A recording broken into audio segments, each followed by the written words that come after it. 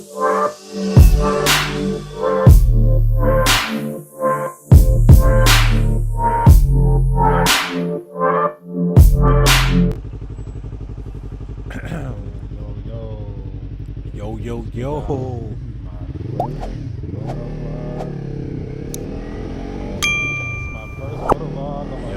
First moto vlog up in this. So I had to do the voiceover. You know, I tried to do this reaction on live. Didn't work out. So this is like the 4th time me trying to do this video for you guys. So y'all really know I'm messing with y'all. Make sure y'all drop that like. I need 10 likes on this, bare minimum 10 likes. So hit that like button and smash that like button. Subscribe if you're new. Be down with the Dream Squad crew. Let's get it. So this video I'm gonna be talking a lot about, you know, if this bike can keep up on the highway. Can a 2015 Yamaha R3 keep up on the highway? That's really what we're gonna be talking about this whole video. So don't mind my noob self revving up that engine like that, because you know I watched some videos. I heard that you can take it up to the red line, but I don't know. I don't like the way the engine sounds when, you know, I'm revving it up that high. So I'm probably stop doing that.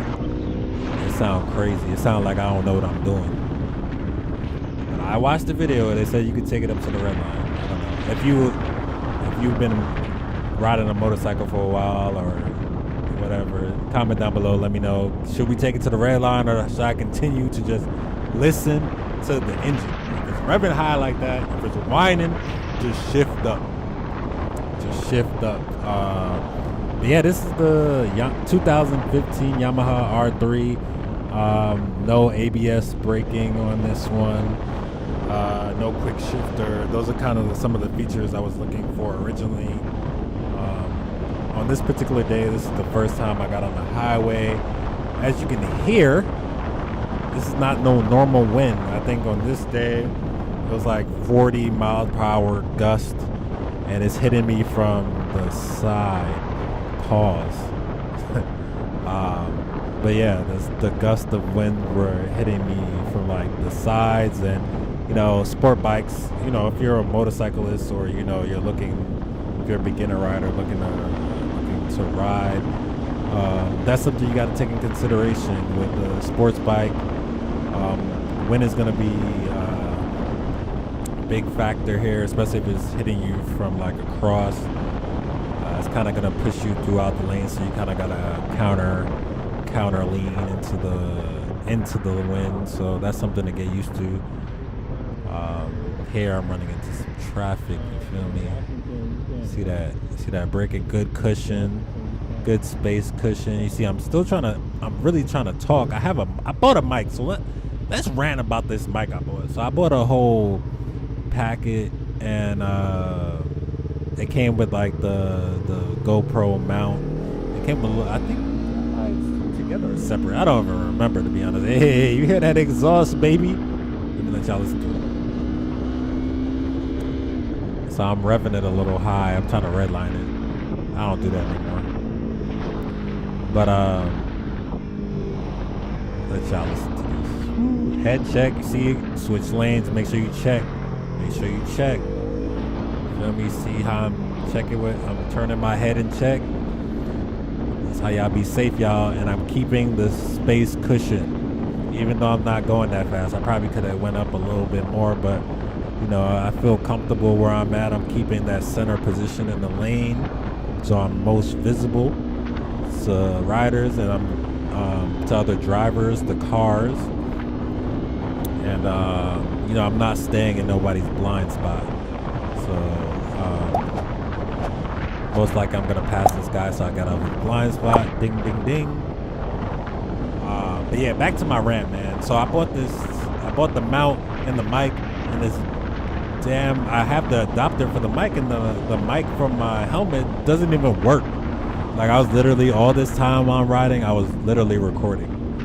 So big disappointment. So now I got to do this voiceover, so I'm probably gonna have to find another mic.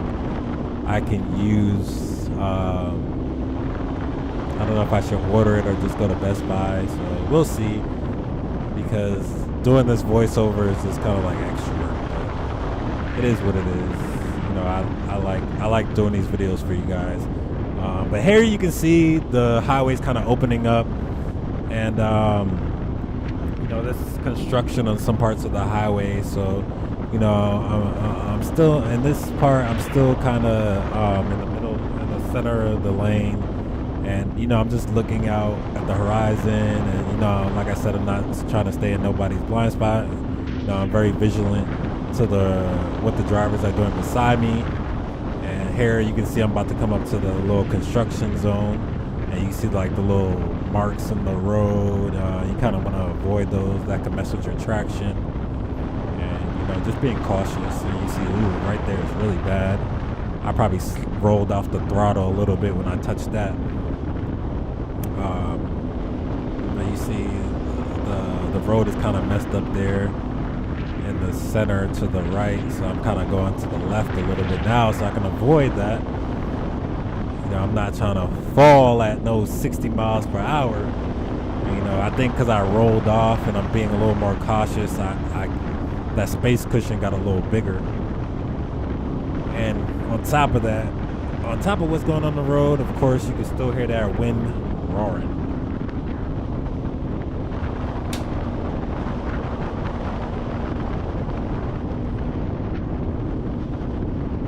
But so to our discussion, as far as do I believe that the Yamaha R3, this is the 2015, this is a good bike for the highway. As you can see, now that I'm kind of got the bike going at this part, you know, it definitely keeps up. You know, the power is not too crazy. It's not an intimidating power at all. And, you know, I'm a little bit of a taller rider. I'm 6'1", and I fit comfortable on this bike. You know, I don't really tuck too much, but I feel comfortable tucking. You know, if I do tuck when I'm driving, you know, I just, you know, put my stomach on top of the tank. And, you know, it feels comfortable. I do feel like any sports bike that you get, you know, after about, I would say, my commutes are usually 30 minutes. So, you know, 30 minutes into it, you know, my hand is starting to cramp. I definitely see why people go for ooh, that wind is blowing. I definitely see why people go for the Harleys and stuff, you know, the cruisers or the touring bikes, and, you know, they have the cruise control because, you know, holding the throttle at this point on the highway, your hand is definitely going to go numb, and it's going to start to cramp up. And I've experienced that a couple times, not even getting on the highway, just being on the road. So, you know, because most of my commute normally is on the back road. So, you know, so I definitely say that just if you're a new rider, that's something to consider. Definitely should think about that. Getting a bike with cruise control. If you're doing like longer rides, or, you know, riding up to the mountain and stuff like that, that's something I'm definitely consider whenever I look to get another bike or anything like that. But I got this bike because I think it's pretty safe. I like the look of it. I always get compliments on the bike at work and while I'm on base and stuff like that. And you know, people just love it. They think it's a really nice bike. And I think it's a nice bike. You know, I'm doing it for me. I personally, of course, I bought it. I think it's a nice bike. You know, it's new, and you know, it doesn't have a lot of miles on it. And I got it for a steal, to be honest.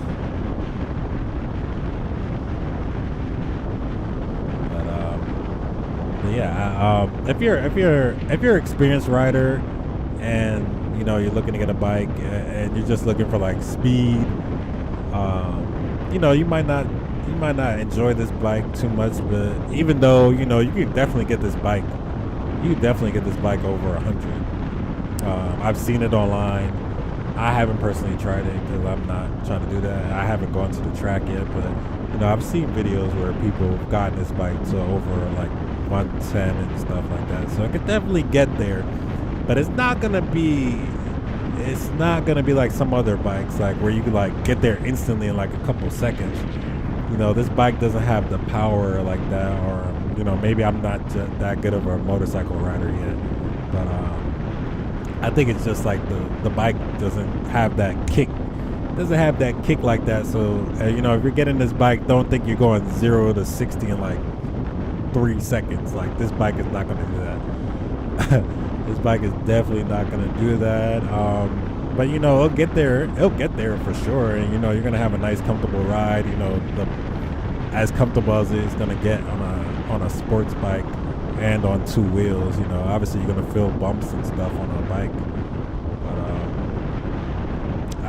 I personally would recommend this bike to anywhere. It may be a little bit of a biased opinion, of course, because I have the bike. But I really enjoy riding this bike. And, as far as the mirrors go,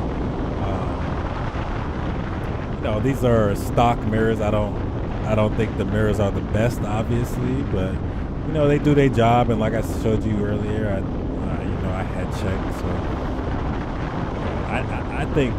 I think this bike would be fun. Besides if you're being like a speed demon and stuff like that, I think I would recommend this bike to an experienced rider. Like, if you just enjoy riding, like if it's just some simple as you enjoy riding motorcycles and being on 2 wheels, and you're not worried about going 0 to 60 in like 3 seconds. I definitely think Yamaha does a good job with this vehicle. If you're looking to be a speed demon, of course, I would recommend something like the R3 or the Ninja 650. Those will kind of be the bikes I would probably be looking at next. Or maybe like the Honda CBR 600. Those are some things I'm considering. I've heard the Honda 600 are a little better. They last forever. I haven't even gotten on one, so but those are kind of in the range where I'll be looking at for my next bike. And but you kind of don't want to go. You don't when you're looking, if you're a new rider and you're looking for your first bike, most likely that's what you are if you're watching this video. If you're looking for your first bike, you want to stay in your skill level. You don't want to buy a bike that's way too powerful for your skill level. You kind of want to stay in your zone. Even though like an R1 or something might be way cooler, and you're keeping up with your friends and you're going super fast.